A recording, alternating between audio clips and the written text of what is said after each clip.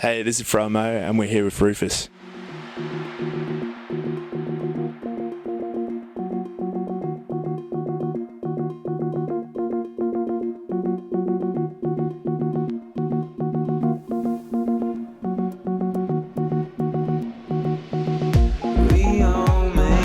This isn't your bed. This isn't your bed.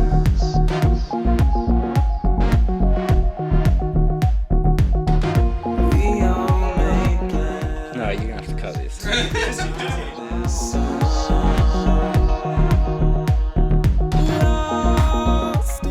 With this tour, are you guys bringing in anything special or different to the previous ones? Yeah. So we just, as you guys witnessed before, working on visuals for the live show. So that's involved getting everything ready beforehand to trigger with my brothers working out animations and footage to use. And yeah, we're basically triggering stuff from the stage to plot along while we're playing. And you guys are, I don't want to say indie dance, but like, or you could. And do you think it's good to keep the visuals will help to keep it as sort of like a dancey, clubbier vibe, or is that what you guys are going for? I think it just makes it more of a show. Like, we love watching bands at gigs, and when they do a good show, it's great. But I mean, probably more like a bigger scale, as big as we can go with the small little space that we've got and the amount of equipment we've got.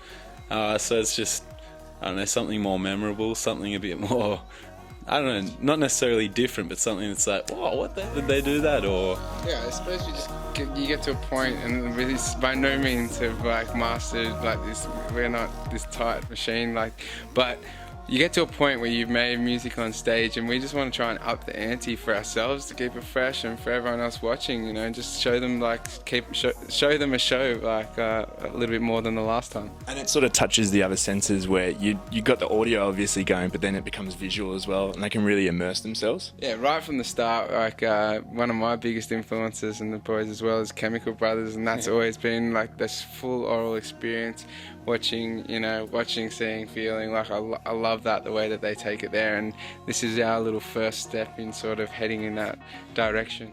So Blue was your second EP that was released recently, and it is, while keeping the same sound, it's a bit more somber, I'd say, personally. Do you think that now actually helps your live sets, where you have a lot of fun dance party stuff, and now you have some bit of slower stuff to add in there as well? I guess I wouldn't say somber. I guess it is a little bit. I think this summer's probably a bit more somber, but the rest like live, especially live, it's probably more upbeat, and it's more anthemic as well. We found with our first EP, it was like, it was really, really nice to listen to and stuff, but when we do it live, it was very hard for anyone to sing along.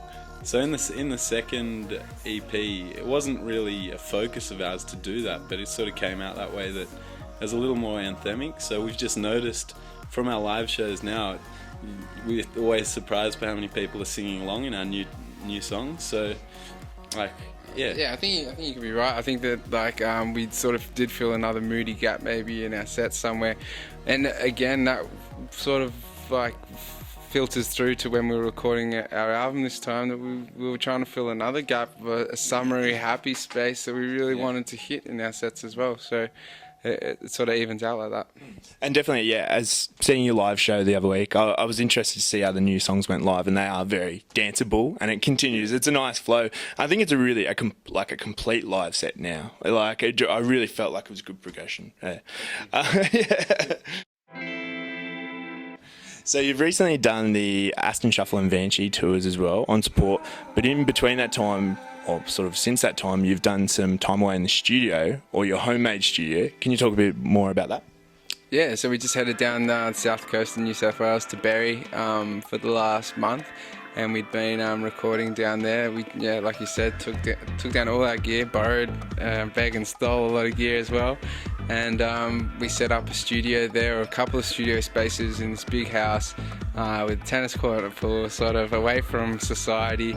And we stayed up till 5 or 6 a.m. most nights, and got up, had a game of tennis at they had tennis courts, which is convenient.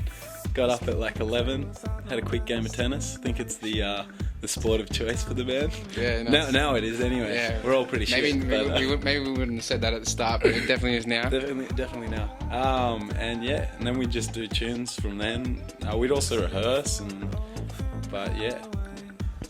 Did the solitude away from, I guess, the rest of the music community and any of your contributors, did you find that helped or hindered? Or I reckon definitely helped. Inherently, you just got no distractions. You haven't got, people walking around or any commitments, that are hindering you from getting really focused in what's going on with your writing or your rehearsing or whatever you're doing. So, it inherently just helped that process. how is the new material sounding, or is it still very new? I don't know. I mean, we're so excited about it. We're stoked. We think it's the best stuff we've ever done. We finally hitting a place where we just are making the best tunes we've ever made. We're working so quickly together. We had a really intuitive space down there where everything was at our fingertips. Old synths, drums, everything ready to record. It was just the perfect setting, and I think that we're really happy with the results. So, are there any ideas based on new material? It sounds like it's very early. Do you know when we may be seeing any new snippets or anything like that? It's always hard to say. Hopefully a single sometime soon, before the end of the year. But you just never know. It's always so bureaucratic from this point on. Sure, we got the material, but we'll wait and see how it works out. But we definitely want to try and get a single out before the end of the year, and then hopefully everyone else can hear the album, including us, early next year.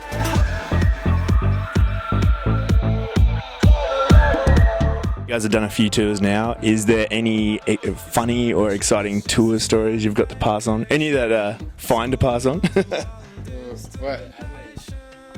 Yeah, we were in Adelaide. I think it was on the Aston Shuffle tour, and when John gets drunk, he takes on an alter ego who we like to call Sean George, who's just a ludicrous being. Anyway, and so we were staying at a good mate's house, this guy called Ed, with the family. A mate of a mate. So we met the dude and we met his parents that night, and they threw a barbecue for us and stuff and said, welcome to our house. And, they showed us where the beds were and everything that evening. We all went out and played the gig, got back about 1 a.m. and then... Sean came back. I wasn't that drunk. I remember going to bed. Anyway, I went to bed. We all went to bed. I went to sleep on the couch. And then I woke up to this, John. I'm like, what?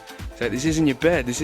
I'm like, what? And I woke up and I look over and there's the mum with the sheet around her eyes and the dad going, John, he's outside of the bed going, this isn't your bed, mate.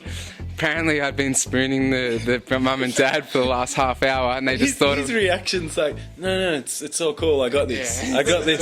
It's like, no, it's the wrong bed. You gotta get out. No, I got this. Whoa. Where am I? So I was in my undies as well, just spooning them. So I ended up getting out of the bed, and they showed me back to the couch, and it was really awkward the next morning.